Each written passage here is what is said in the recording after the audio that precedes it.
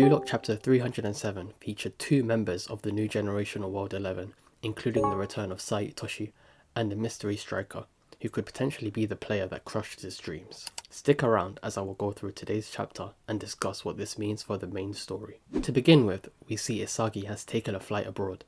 The blurb reads, Isagi heads to a country of football and passion with his homework. A new ego awaits. Isagi arrives at Spain, Barcelona, following from the plane and the football match tickets he received from Igo-san. Igo has told Isagi, get to know the world's football firsthand.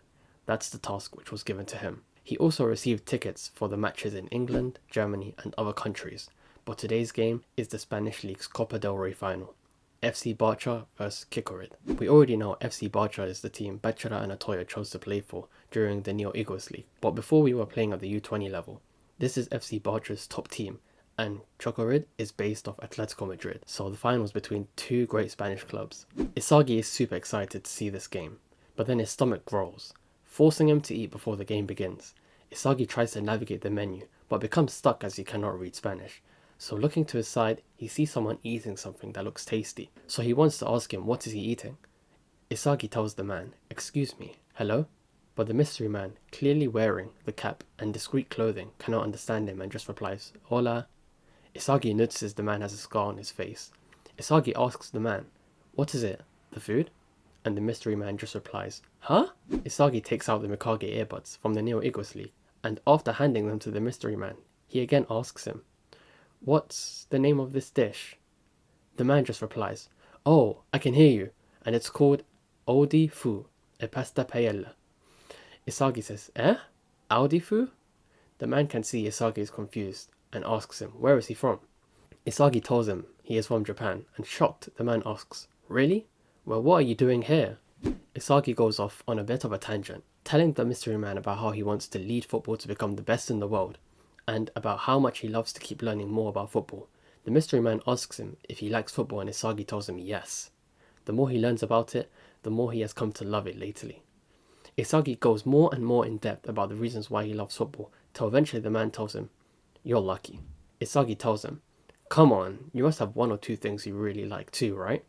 The mystery man tells him, I feel like I used to, but it's been a long time since I've really understood myself. The mystery man tells Isagi, when I see someone like you who looks so happy, it makes me want to die. Isagi says, huh? Somehow I feel like I've said something wrong. But the mystery man just tells him, no, I'm the one who's wrong. It's not your fault. I was just being overly sentimental. Isagi tells the man, no, but since we first met, you've always smiled like you were lonely. The mystery man gets offended by Isagi and says, what the heck? That's super rude. Isagi says, wow, sorry, but seriously, that face of yours, it just stuck with me, you know? The mystery man says, okay, I'll go first then. He gets up, he tells Isagi, thank you for the fun time. He tells Isagi to have a nice football trip. Isagi tells the man thank you and begins to make his order. So let's skip to the football match now, where Isagi arrives at the Camp Nou. Isagi seems to be happy he made it just in time, and he absorbs the rich environment of the stadium. This is the passion of the historic Spanish League, the sacred ground of the world's greatest football. Isagi says, me too, I'll be there one day. The commentator says, now, players from both teams enter, and we see Levinho walking in holding a child's hand, as done in real football. The supporters scream his name as Isagi realizes just how truly popular the master strikers who are mentoring them are in the real world. But then suddenly, behind him, Isagi notices the second player of the squad, another attacker wearing the number 19. It's the mystery man from the restaurant. The mystery man is a starter for Barça's top team. That man is Bunny Iglesias, a member of the new generational World 11. Isagi checks for the stats, and we see that Bunny is a forward, age 19, 181 centimeters tall, weighing 76 kilograms, a core player in Barça's attacking lineup. Isagi finds that Bunny has been a key player in both scoring and assisting from the beginning of the season. The game kicks off, and Levinho and Bunny make some 1-2 plays up the field. The moment Isagi realizes just how good Bunny is from the data report, he looks up to see Levinho in his butterfly dribbling stance mid-air, who sends the ball in the middle to Bunny. Bunny leaps really high in the air over two Atletico defenders, and whilst mid-air, he sends a really powerful volley straight to the back of the net, scoring a super goal. The commentator screams, super golazo, from Bunny Iglesias. Isagi monologues, that guy too? Could he be a rival I would have to face during the U20 World Cup? I don't know yet. That world-class talent is still waiting. So it seems that Bunny is going to be a problem as he is already playing at the professional level. We have to ask ourselves, would that immediately put him above every other new gen we have come across so far? I mean, for sure there is a skill difference between the U20 level and the professional level, so I believe there's a very high chance Bunny is better than Lorenzo, Sei, and even Kaiser. But to be honest, we still haven't seen enough from Bunny, so we'll just have to wait and see how good he truly is.